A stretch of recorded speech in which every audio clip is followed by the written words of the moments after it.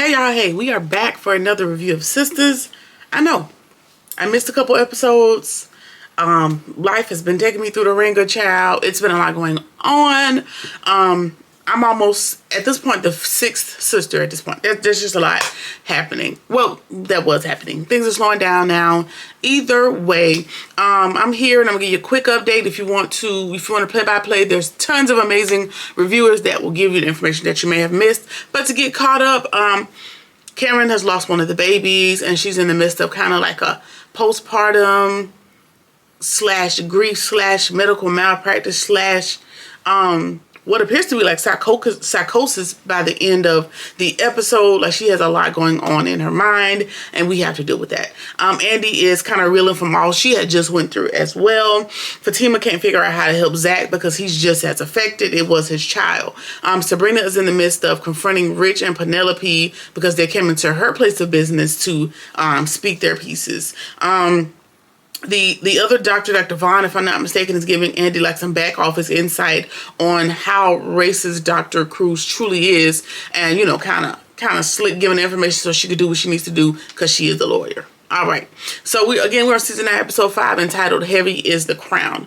Penelope, like I said, comes rushing into Sabrina's office, and she's trying hard. Sabrina is kind of doing almost everything to keep herself composed and not kick off in nobody's ass, but it's getting real hard. Either way, Penelope claims that she is just there to talk, and she's trying to convince Sabrina, like, it meant nothing. Like, we've been friends since, we've known each other since we were in high school. It didn't really mean nothing to me, blah, blah, blah, blah, blah. Sabrina's like, girl, I really don't give a damn. I really don't. And I guess this was Penelope's feeble attempt at fixing it, which I'm assuming Rich told her, hey, we need to go talk to Sabrina and try to smooth this thing over. But at this point, there's nothing to fix, so let's all just move on. All right. Andy's looking into the information that the doctor gave her, and while she's trying to do that research, she starts to hear Gary and Jasmine's voice and the accusation. Like, everything is kind of given. She's having like a little PTSD thing where she's kind of hearing this, and she's sweating and she's crying and she's having a breakdown. Honestly, she should have just went home because she's had this breakdown. I said a couple times during the day. Every time that Fatima goes in to speak with her, she has this emotional breakdown. Even when she's by herself, she probably need to take a little bit of time. She probably should not be back at work, but here we are. Anyway, she's able to pull it together enough to get back into the research, and she sees that, I don't know how she's found the information, but she's found a black female patient named Jennifer who had to be rushed into an emergency C-section. And that C-section only took about 17 minutes total. And when she's looking down the record, she's seeing like maybe this is like his 4th C-section that has been quick and rushed and shoddy, right? And so Jennifer has the C-section, and her husband are there, and she's experiencing bleeding. And nobody's taking the symptoms seriously. And of course, she passes away from internal bleeding because she does not get the adequate post-surgery care. And who is her doctor? Of course, her doctor is going to be Dr. Cruz, Mr. Racist Dr. Cruz. So we're seeing a pattern, and we know that he's not been reprimanded because, he plays golf with the right people. He bumps elbows with who needs to be bumped with, and hopefully this can be taken out of his direct supervision and, an external organization so he can actually be held accountable. Because like Danny said at the hospital, like, you are killing black women. Yes, not directly, but indirectly because of your lack of care, bedside manner concern, and the old cliche that, oh, black people don't feel as much pain or they can handle it or whatever the hell some dumb fool told y'all once upon a time. Okay. We see Tony, and he broke it to Danny that instead of going to Antarctica or wherever they were trying to station him and her having to leave, she already told him she not leaving, he quit his job at the airlines. He quit his job at the airlines, and he's smooching her down at the desk because, there's no real penalty. And she's like, there is, because I'm still here, I still have to work here, so everybody just calm down. So he quit the job in order to stay there with her. I don't think that the decision was thought out, and I think that's Danny's sentiment. But of course, we got to build on it, and we got to hem and haw around it so that she can get to it. All right. Anyway, we know that Danny ain't really with none of it, and he's just as happy as a squirrel in a factory child. He's just gleeful, and he's free, and he just wants to celebrate later over dinner, and we will meet them over at the steakhouse or wherever they went for dinner. All right. So Aaron and Karen's mom, they're worried. They know that she hasn't been out of that room in days and she has not eaten. She's barely stood up. Like, she is going through it. She has not breastfed the baby. She has not touched the baby. She has not formed any of those initial bonds that happen, you know, when you first touch that baby, when that baby first knows who their mom is, and those initial interactions. All of that is kind of being taken from the baby because she's so enthralled in grief and pain and heartache related to losing the other baby.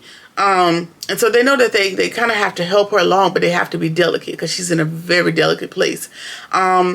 And Aaron is like, you know, I'll be here and I'll help her as much as I can. I'll hold her up. But I do want to be honest and tell you that I'm in the throes of it too, girl. Like, I'm deep in my bag. And he's like, you know what? Never mind. It don't even matter. And so Karen's mom, I really appreciated what she told him. Like, no, it does matter. You have valid emotions. You have valid pain. You got an emotional stake in this thing. Like, I understand. You know, while we're being here for her, you know, you got to be there for yourself as well. So we're gonna tag team this thing and we're gonna do what we got to do. So that was very, very nice of her to say. All right, so Danny and Tony, they're sitting there having dinner. We go back to dinner, and she's just looking at him because, child, he eating his french fries, he eating his meal, and he has none the wiser child. He's just, like I said, he's a pig in slop. And she's looking at him disgusted, like, you sitting up here eating this meal like you gonna have the money to pay for it, so you didn't get your job. Like, what's the plan? And she was kind of looking at him like, how dare you enjoy this meal when you ain't got a job to pay for it, my boy. Like, what are we talking about? And he claims that she's like, you know, she's kind of throwing a little subtle hints like, is you going to be able to pay? Like, what's going on? And he is like, listen, I'm free. My mindset is in the clouds. I'm happy I made the decision. I finally listened to my woman, blah, blah, blah, blah, blah. He tells her like, hey, I ain't broke. Like, we ain't focused on that right now. That's not what matters in this moment. And she's like, okay, so what's your long-term plan until something else comes along? And child, again, his head is in the clouds. He's not giving no straight answers. And he's talking about the universe having his back. I'm with you. But let's also be helpful and, you know, maybe find a job before we quit this one. You know, maybe something else. Or maybe he knows he has enough savings to hold him over for a while. I don't feel that way. I just feel like he's just so happy to be free from the bank, child, and just sit up in Danny's face every day, which is not going to happen because she still has to work. That he didn't really think out the logistics. So we will see what develops with that, I'm sure. Okay. So Miss Willis sent over a first round draft pick to the law firm to have Andy take on his case. And it's her godson. I guess his grandma and Miss Willis are homegirls. He said TT. Is it his aunt? Is TT aunt? Girl, I don't know. I don't got nobody TT. Let's just go with aunt. His aunt and Miss Willis are sorority sisters, and she ended up being his godmom. So she's putting him in the best hands. So that they can handle his legal affairs because they've done exceptional with hers. And so they come highly recommended because we know that Miss Willis doesn't refer anybody to anybody. Like this, they have to be like the cream of the creme de la creme. And so, you know, we got a lot to uphold.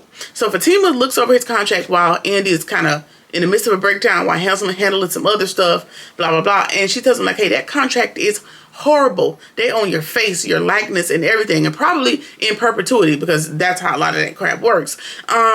They own him in moral turpitude, which means that they can even, if he's not up to their ethical and if he doesn't behave how they think he should behave, like whatever the standard is, whatever they decide the standard is, if you're not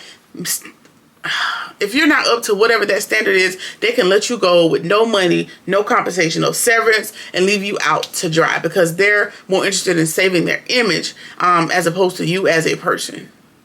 If that's what I understand that to me. And he's like, okay, cool. Like, nobody told me that. Like, I'm really glad that I stopped by here. Like, you really, even though you're just a paralegal, you're going to be a bomb-ass lawyer when you do become one. Like, girl, I want you on a team already. And she's like, no, go back and talk to your management, talk to your team, decide if this is where you want to be, and then we'll move forward. But in the meantime, you need to go over there and, you know, start pushing back on some of this other stuff. And she kind of just went over his paperwork as basically a favor because he's not an official client. He didn't have to pay him. It was basically like off GP. Like, hey, you know, we hear, I looked over your thing, this looks stupid, this looks dumb, you need to push back on this and this and this, and we can help you do those things once you call in as a client. But in the meantime, this one's on the house. So that was kind of cool. And he is so enamored with her, and he's so thankful that he tells her, like, listen, I'm thinking about sending some more of the team over here your way because you're really on your stuff. And so that's going to be helpful for the law firm and kind of, you know, giving Fatima some shine as well. Hayden comes in, child, and he's just being a groupie, and I was thinking he was going to try to, like, steal the client from up under her, but Miss Willis came in and was like, go ahead, little boy, like, go on about your business and leave it alone. Now, what I will say is this part was very interesting because I've mulled over a couple thoughts about getting into contract law. Just a little bit of my business. I have I have some experience with contracting, looking over contracts, writing contracts, getting in the weeds as it relates to contracts, and how she felt about, you know, them putting these people in these horrible contracts is a thought and a conversation that I've had multiple times over. And I think we need more representation on the contract law side so that we can prevent our folks from getting trampled by these folks by way of this paperwork and tying up, like I said, in perpetuity. Perpetuity meaning you, your children, your children's children, however it goes on, all of this stuff that they can glean and make money off of while, you know, you get your 15 minutes of fame, you spend your money, and now you over here in a Shein commercial because you don't have anything for, you know, for your legacy. So that's a little passion project. I don't know, girl. I don't know if I got time to go back to school. Do I? I do have time. Do I have the energy and the mental fortitude? I don't know. I don't know, girl, because I don't really want to be like a prosecutor or anything like that. Like, let me read my paperwork, give you a recommendation, and we can go on about our business. So I don't know. We'll see what the future holds.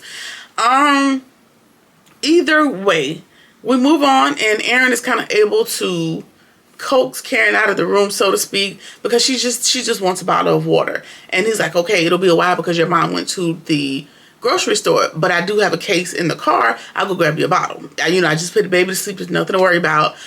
First of all, stop drinking that hot water in the plastic bottles and sitting in them cars. Just a little PSA. Either way, when he leaves to go downstairs to get the bottle of water, the baby starts crying. And you can see where Karen is physically fighting in her mind, with her mind, to decide what to do with this crying baby. Internally, she's like, I don't know what to do. I should help you, but I'm no good for you. I should be able to help you, but I feel I can't. I'm not a good mama. Like, this ain't how this is supposed. This isn't how the situation was supposed to turn out. Like, the baby's crying and she's going through this internal dialogue. Like, like her motherly instinct almost kicked in. Like, I should help you. You're a little helpless baby that's just crying. Like, I should help you, but my mind is not sound enough for me to physically make myself help you. And she didn't. The long and the short, she didn't. She ran back into that room and closed the door, and she left that baby. She left that baby in that living room crying. So this tells me, like, there's a little bit of, like, psychosis she's about to slip into, because the previous next episode is showing that she's, like, wandering around and talking to herself, and Aaron's kind of noticing, like, she done lost her grip. And it's unfortunate because there's been a whole lot that, you know, a whole lot of hits that she's taken recently. Even if you go back to her and Zach breaking up, the thing catching on fire, the shop catching on fire, her and Fatima going back and forth, her and Zach going back and forth, just a whole lot. So this is just kind of like the final straw to break that camel's back. So unfortunately, we're gonna have to ride with Karen through this mental thing that we're gonna have to try to overcome. And that's it. That is all we have for the episode. I'm back. I finally got things, you know, back to normal, so I'm here. Either way, let me know what y'all think about the episode. Let's talk about it in the comments, and I'll see y'all next week. Like, comment, share, subscribe, or whatever it is that you feel like doing. I'll see you in the next one. Peace.